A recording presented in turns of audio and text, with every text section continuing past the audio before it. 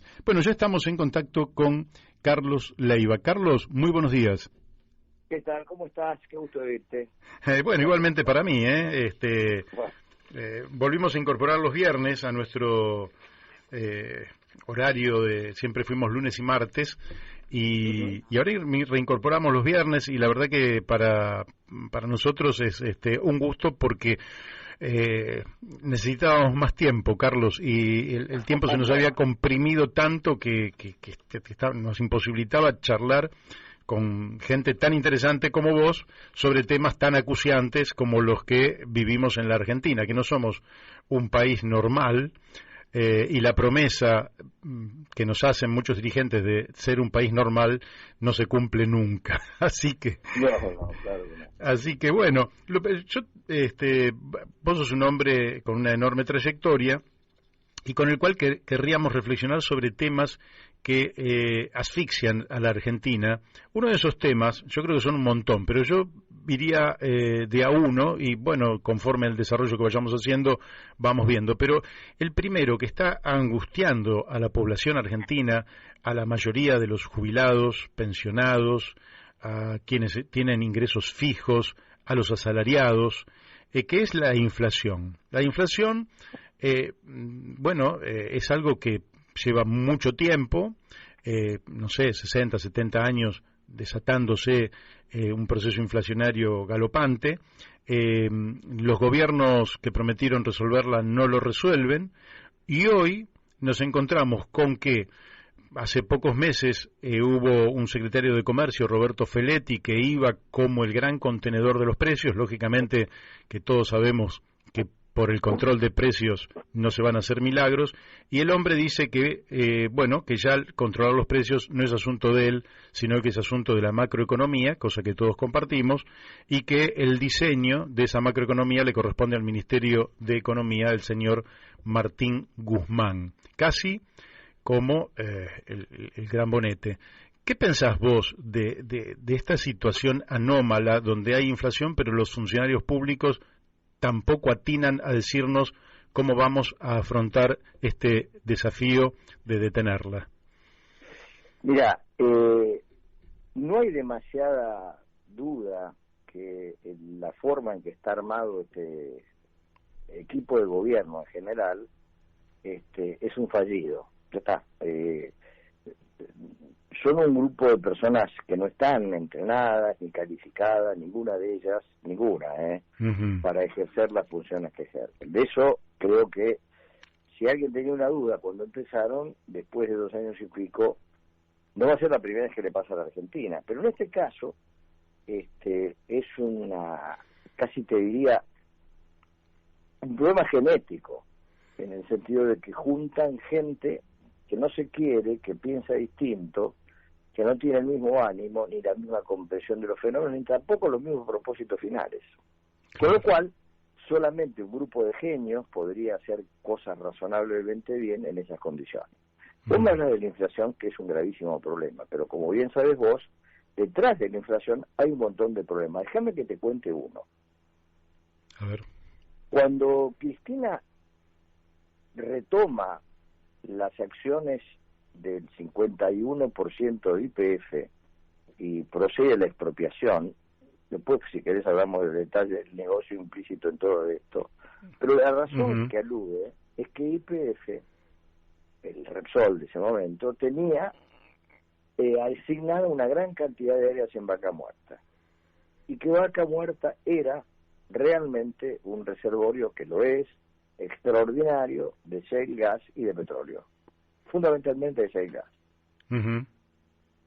Se convocaron poco tiempo después una enorme cantidad de intenciones, de leyes específicas, propuestas, subsidios, arreglos, todas cosas bien o mal, más o menos, pero que produjeron un hecho fantástico, que hay que ponderar, que la productividad que se logró en la explotación de esos pozos realmente es de nivel comparable con la de Estados Unidos.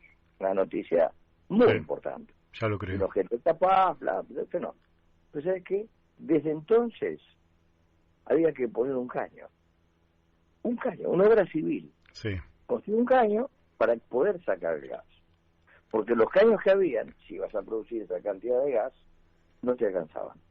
Pasaron 6 años, ahora desde Macri, pero desde Cristina otros 2, y no pudimos poner un caño. Y el gobierno de Aníbal Fernández acaba de licitar el caño, pero no la obra civil para poner el caño, esa todavía no está licitada. Discutieron en el gobierno de Fernández durante 2 años quién iba a ser el beneficiario, entre comillas, de hacer la licitación. ¿Me explico? Sí, claro. La licitación. De propósito.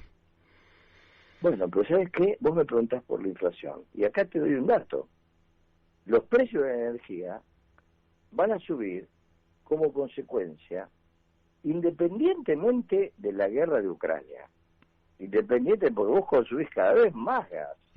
Porque la Argentina tiene una matriz gasífera para generar energía y para la vida de la familia, cosa que no ocurre en cualquier lugar del mundo. La Argentina es 60% gas. Bien, te consumiste gran parte del gas de Mar del Plata, te consumiste de otros grandes reservorios, tenías esta enorme potencialidad que hubiera permitido que el precio del gas en Argentina, con un gobierno que lo administrara razonablemente, no sería un impacto inflacionario. Claro. Nunca. Bien, vos hoy por hoy, a consecuencia de la ausencia de oferta y de pensar, vas a tener un impacto inflacionario derivado de la necesidad de comprar gas a precios estrambóticos, como los que van a surgir de la posguerra de Ucrania. Es decir, cuando hablamos de inflación, es cierto que hay que hablar de macroeconomía, es cierto que hay que hablar de cómo lo gestionás, pero no es menos cierto que, por ejemplo, te lo acabo de decir, es un delito horrible, un país con un potencial energético gigantesco que podría tener el gas y la energía a un precio razonable, se va a encontrar con la necesidad de un impacto irrazonable, sea en el subsidio o sea en la tarifa de la gente. Es lo mismo, claro. porque no producís lo que tenés. Y si te conoces un poquito más atrás, la Argentina, en América Latina, es el país que tiene el costo de transporte más alto de América Latina.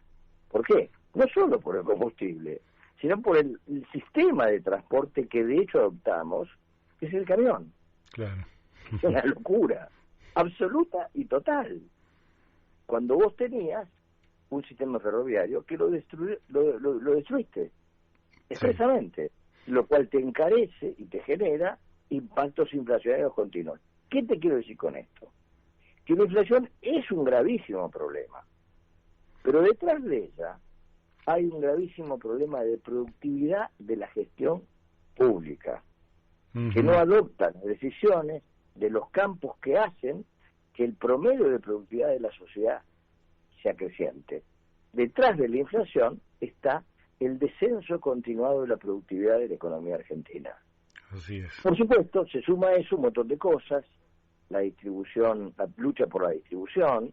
Por ejemplo, vos lo habrás visto, y cualquiera lo ve, vas a un negocio en 2 cuadras de distancia, un pote de crema vale 400 pesos, 2 cuadras más allá vale 220. ¿Cuál es el precio?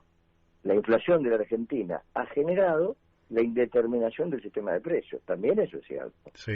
Y por supuesto que también es cierto lo que dicen los economistas ortodoxos sobre la irracionalidad de la emisión monetaria. Pero la emisión monetaria es idénticamente igual que la haga el Banco Central para financiar el gasto público, o el Banco Central tome dinero prestado del exterior y emita los pesos para el gasto público.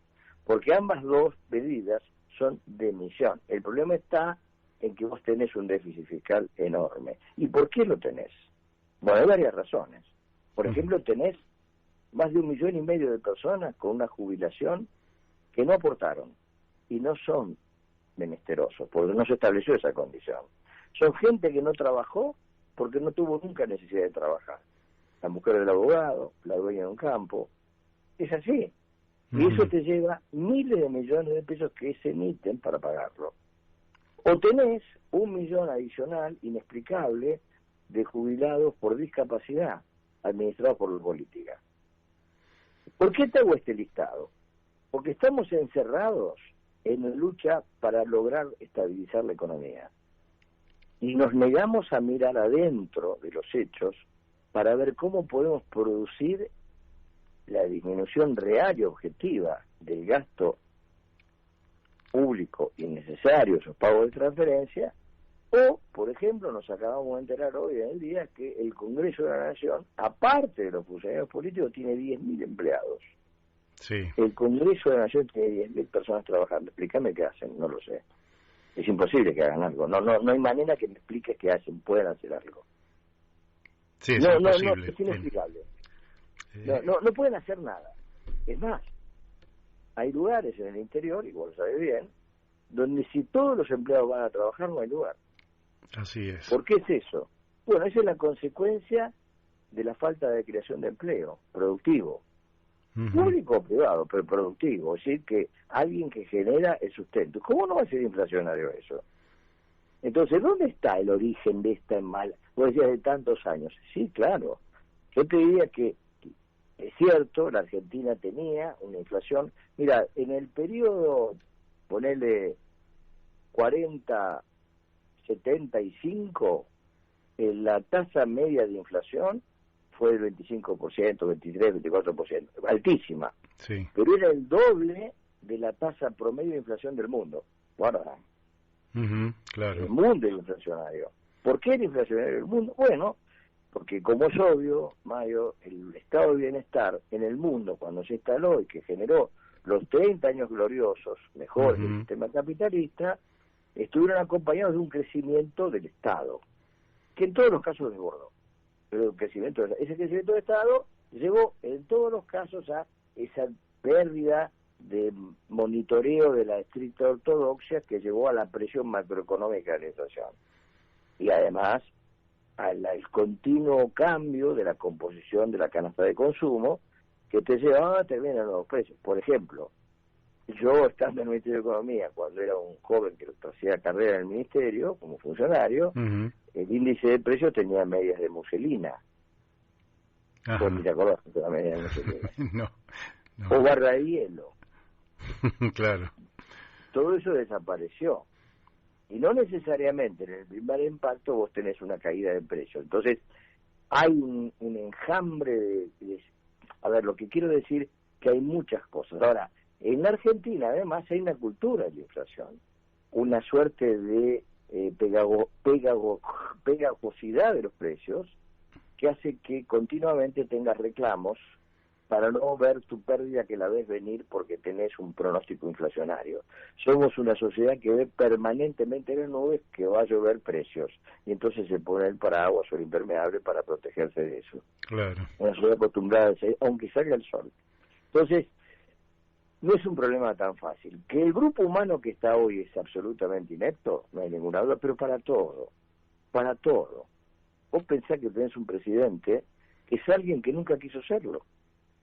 Si no, te explicás que ha sido el jefe de campaña de Massa, el jefe de campaña de Randazzo. Sí. Nunca fue jefe de campaña de sí mismo.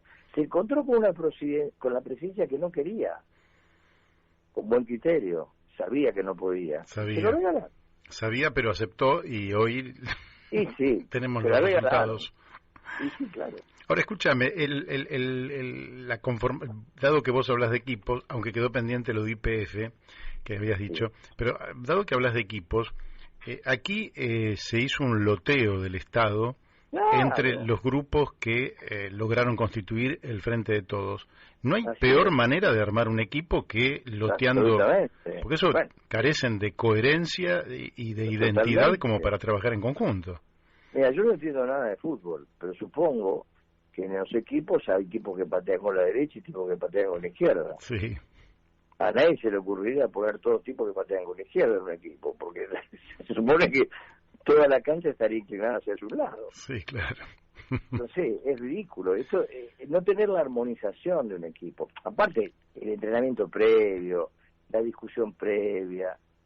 Honestamente, eso eran las plataformas partidarias, Mario. Sí. Cuando un tipo se presentaba una candidatura. Mira, hay un ejemplo que vos lo viviste, seguramente todos lo vivimos, la gente lo menciona como un periodo de alta creatividad, más allá de los errores cometidos, que fue el periodo de Frondizi.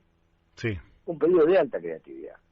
Vos no sé si viviste esa campaña de chico, lo no, leído, no, porque yo nací en el 56, tengo conocimientos, pero no porque lo haya vivido. Eres un niño para mí. Pero había una revista llamada ¿Qué?, en la que escribían tipos como Juan Ureche, Scalabrini Ortiz, sí, Rogelio Frigerio escribió un libro llamado El Estatuto de Subdesarrollo, lo distribuyó entre todos los jefes militares. No es que el tipo lo puso en una librería, hizo política con eso, tratando de crear doctrina, convenció a muchos milicos, Raúl Almeli, del valor de la idea del desarrollo. Bueno, el presidente llega, obviamente con los votos de Perón, pero llega con una gran capacidad de liderazgo, porque la tenía, porque era un tipo que podía hablar y convencer, y además con un programa, pero con un programa de tipos que tocaban todos juntos. Su canciller, que era un tipo muy joven, Fiorit, era un tipo con un talento, que tenía una idea compatible de la política internacional con el programa de desarrollo. No te estoy juzgando si eso era bueno o malo. Lo que te estoy diciendo es que era una cosa completa que obviamente dejó un rastro definitivo. La locura, como la armaron, de la industria automotriz, bueno, finalmente cambió absolutamente la estructura productiva de la Argentina. Era una idea previa que había tenido Perón, pero el tipo que la puso en marcha en serio fue Frondizi. Y esa industria realmente generó 120.000 pymes, que hacían el 90% de los automóviles. Hicieron un lenguaje industrial en la Argentina, cambiaron las palabras. Dejó usarse la palabra gerente para usarse la palabra ejecutivo. Te quiero decir que son fenómenos culturales que se producen porque vos tenés un programa, un elan, un espíritu, una ganancia. Es cierto, hay tasa de inflación, por supuesto. Frondizi llegó a tener un año 100% de inflación. Sí. Un año, 100%. Bien, perfecto, fue una enfermedad. Pero ¿sabes qué? Esa enfermedad era una fiebre que pasaba sola. Y la economía real funcionaba. Claro. No dejó de funcionar. Entonces, vos me preguntaste por la inflación y parecía ser como que me rajé de la respuesta. No, quise ampliarme la pregunta. No hay manera de resolver la inflación si vos te planteás que el problema es la inflación o que son los precios. No, hay muchos problemas detrás que producen la inflación y no lo podés tratar en sucesivamente. La tratás, tenés que tratar simultáneamente. Las partidas son globales y simultáneas. Y para eso, vos lo acabas de decir, necesitas un equipo que se entienda, una orquesta. Claro. Una orquesta que los violines entran cuando tienen que entrar, el contrabajo entra cuando tiene que entrar, pero todos tocan la misma partitura. Este elenco de elementos, además tipos muy inferiores, ojo, son personas menores. Si vos ves el currículum vitae de todos y cada uno de ellos, son tipos lamentables. Feletti, que es un tipo con una larga carrera, yo creo que es un muchacho del PC que se hizo sindicalista en el Banco Central y entró al peronismo, lo cual no quita nada, no es ni bueno ni malo, simplemente es una aproximación. Sí. Yo lo fui a ver cuando era presidente de la Cámara de Diputados Julián Domínguez y se estaba por votar ¿cómo se llama? La ley de acuerdo con China. Ajá, sí. Lo fui a ver y le planteé que era una locura ese acuerdo estratégico, que era claramente la consagración de un modelo de dependencia futura tipo el Reino Unido y Argentina de la década previa al 30, y me contestó que él no podía hacer nada. No, yo creo que no lo conocía, ¿no? Ya porque él quería ser diputado y Cristina había viajado a China. Sí. Lo digo frente a más porque me lo dijo a mí. Y no me lo puede negar. Bueno, aquellos acuerdos mostraban claramente la asimetría entre un país que no solo tiene planes quinquenales, sino que tiene una visión estratégica a 30, 100 años, contra un país que tiene una visión de lunes a viernes, que es la Argentina, sí, ¿no? Pero además es un país que obviamente su centralidad es generar empleo industrial. Sí. Obviamente, necesita emplear a su gente. No puede ingresar menos de 40 millones de tipos a la fuerza de trabajo cada año, porque de lo contrario tiene una explosión.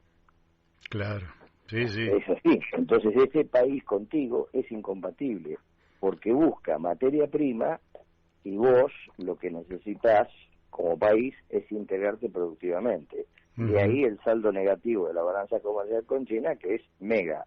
Nosotros vendemos grano y ellos nos venden todo. Claro. Sí, sí. Lo que quieras. Y nosotros obviamente no tenemos manera de compensarlo.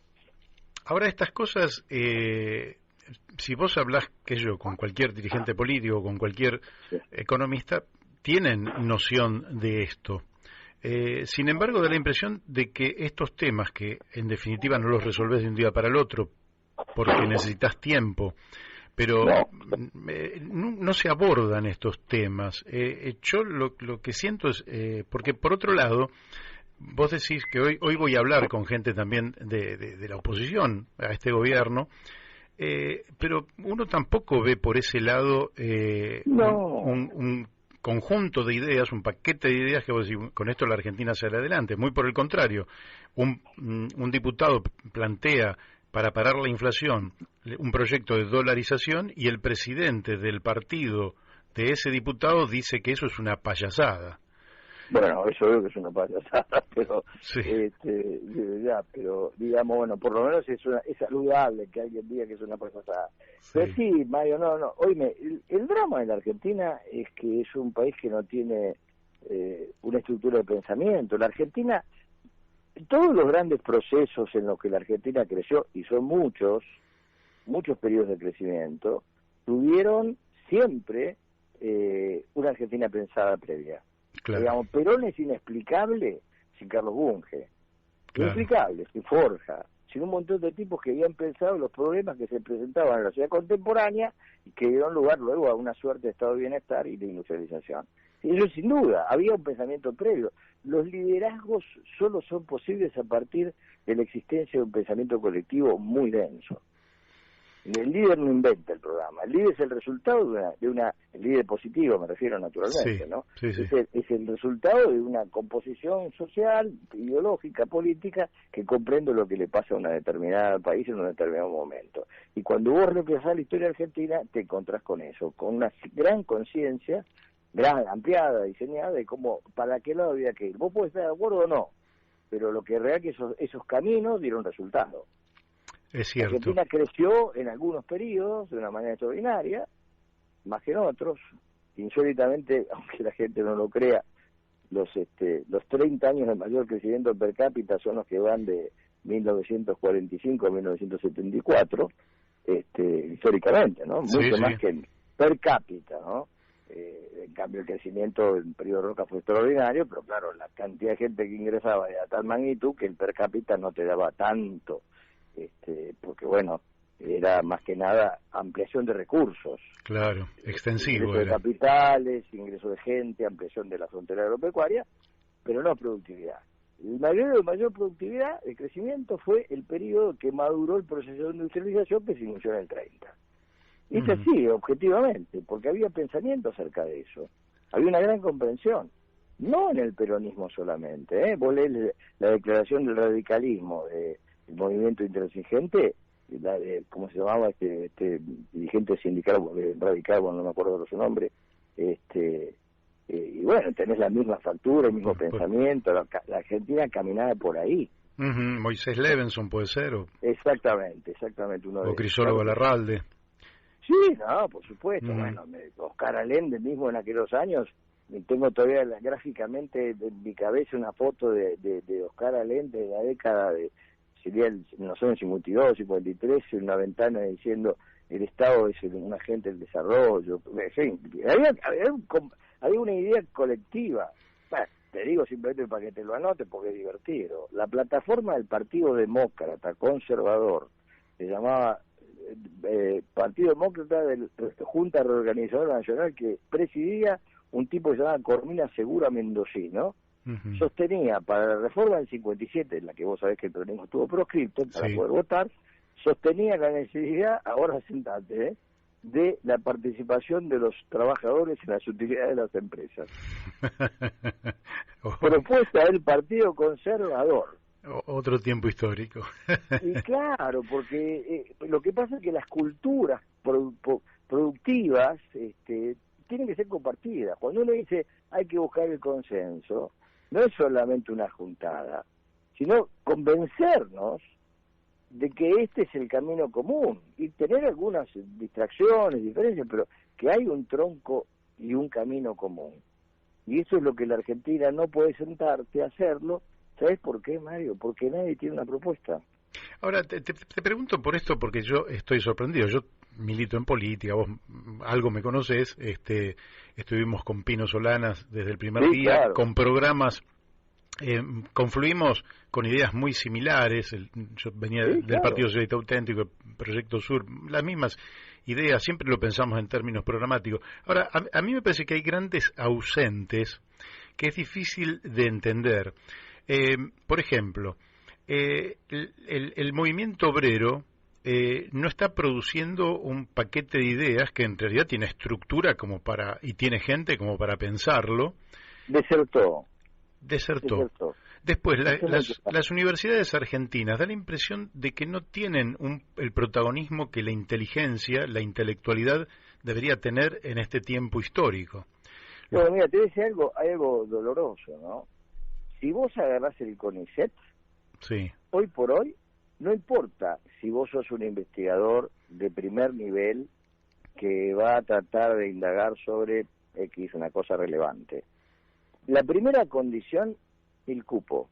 Cupo federal, cupo femenino o masculino. Aunque no lo pueda creer. Es decir, que te filtran por el cupo. Claro. Entonces, vos dirás, ¿qué me estás diciendo? Y sí, te estoy diciendo que encima que es difícil lograr esto que vos bien señalás, de gente pensando productivamente sobre la trayectoria de la nación, encima que es difícil, con esta nueva impronta de las nuevas generaciones sobre el cupo, te están poniendo cupo para pensar. Pues ¿sabes qué es el único cupo que no se animan a poner? Es lo que no tienen lobby ni es minoría activa, que son los niños que no morfan. Claro. Eso no tienen cupo. Pero ese cupo la política no se ocupa. Se ocupa de que haya, no sé, muchas mujeres o tipos de géneros distintos en distintos lugares, pero de cuanto al futuro concreto y real y positivo de una juventud destruida por falta de alimento, de cariño y de familia, pasa por encima. Sí, sí. Es un síntoma de decadencia. La decadencia no es económica. Mira, hay una cosa que vos y yo debemos compartir. Acá se violó el no matarás. Lo violaron los montos, matando gente, entregándose, y por supuesto el genocidio militar. Y una sociedad que no se arrepiente colectivamente, ¿no matarás? Sí, claro. Todo lo demás vale poco. Sí, sí. Es tremendo, porque eso es lo central. Acá hay reivindicaciones del asesinato, de la muerte, como idea. Sí, y claro, la gente pasa de largo. Porque Patricia Bullrich no podría ser dirigente política con los antecedentes que tiene. Presidenta del PRO. Está bien, hoy pensarás distinto, chiquita, pero me importa un pito si tenías 20 años. Ponías caños. Abriste las cárceles de Villa Devoto. Que es posible que yo crea que vos vas a reaccionar de una manera racional o vas a siempre tener la misma pasión que acostumbraste a tener cuando eras joven. Porque hay tipos apasionados y los que no lo somos. ¿Vos le dejarías a un Soclender al cuidado a tu abuela por más que lo hayas perdonado y hayas cumplido la pena?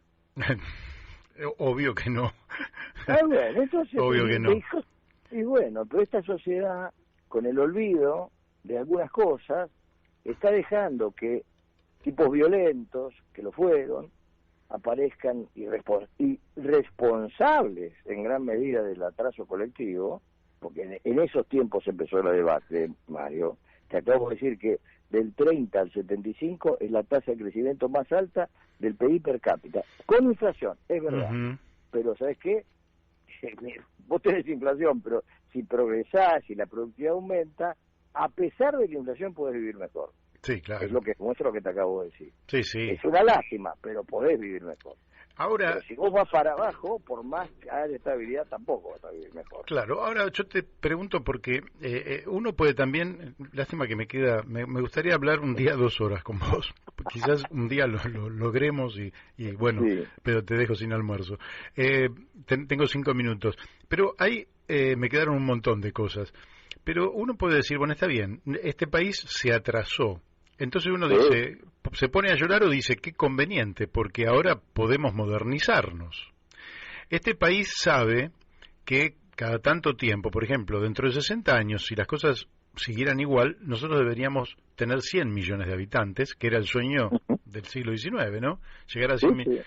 Ahora, entre estos 45 o 47, no sé cuántos seremos, el censo lo dirá, y los 100 millones, dentro de 60 años, hay un tránsito que uno puede advertir que vamos a necesitar más alimentos, que vamos a necesitar más energía, que los chicos van a crecer, que los chicos tienen que crecer en un clima adecuado, que vamos a necesitar mejor educación, mejor ciencia, mejor tecnología, mejor productividad, mejor infraestructura, etcétera. ¿Cómo puede ser que no estemos discutiendo eso?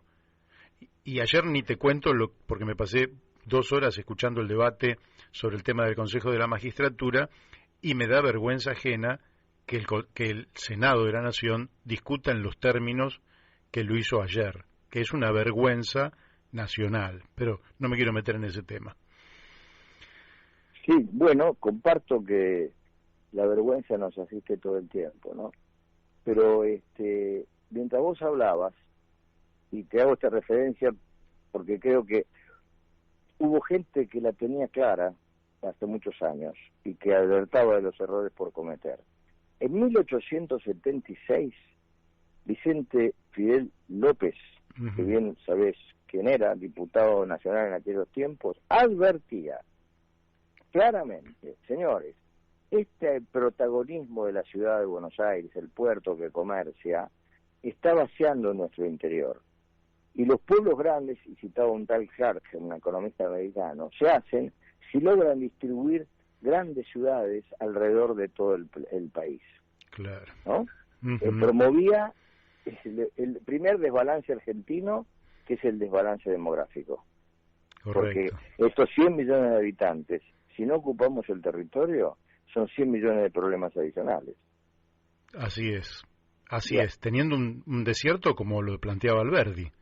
Exactamente. Seguimos... La segunda cosa, en 1876, la Sociedad de Damas de Beneficencia, la Sociedad de la Misericordia y la Sociedad de Damas de la Beneficencia y la Misericordia le escribe una carta al presidente Avellaneda diciéndole: tenemos gente desocupada, con hambre, que están entre la miseria y la caridad. No podemos seguir portando el oro, éramos patrón oro, para comprar cosas que esta gente podía hacer. Por ejemplo, calzado y vestido para nuestros soldados y nuestros, ¿cómo se llama? Nuestros policías. Y entonces le proponen, ¿por qué no levanta los aranceles, presidente Avellaneda? Claro. La Sociedad de Damas de Beneficencia. Entonces, imagínate un país que tuvo esa vitalidad de pensamiento exterior a la vida pública. Hoy por hoy tenés pequeñas comarcas de pura defensa de los propios intereses, nada más. Es trágico, trágico. O sea que sin programa y sin liderazgo, la Argentina no anuncia un porvenir luminoso ni en el corto ni en el mediano plazo. Yo digo, Mario, sin liderazgo no se conduce. Y sin programa no hay liderazgo. Claro. O sea que son las dos cosas necesarias. A vos, tipos brillantes como vos, les toca pensar y hacer el programa. Bueno. Carlos, lamentablemente el tiempo se me ha ido, pero te voy a volver a molestar si no hay inconveniente. Claro que sí. Gran abrazo. Un fuerte abrazo. Muchísimas gracias. Bueno, hemos hablado con Carlos Leiva,